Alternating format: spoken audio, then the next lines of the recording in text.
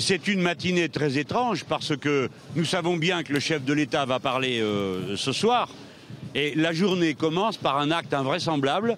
Un mot que je vais réserver à cette situation, hein, je ne veux pas lui donner plus d'étendue que cela, mais ce que nous venons de vivre, une trahison.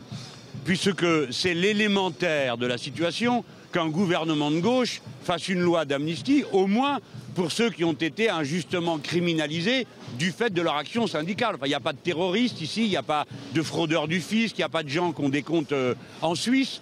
Ce sont des gens ordinaires qui ont défendu bec et ongle leur emploi et qui sont condamnés. Donc la tradition voulait que spontanément nous allions à leur rescousse.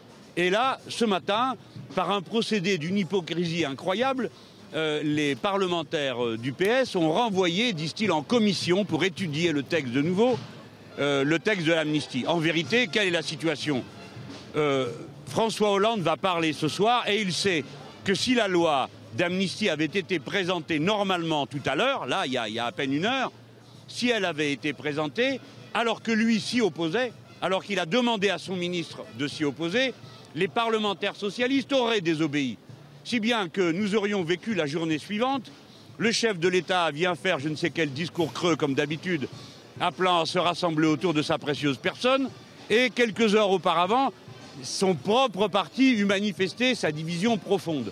Et là, en quelque sorte, l'homme qui va parler cet après-midi, c'est un homme qui, en un an, a réussi à diviser tout le monde.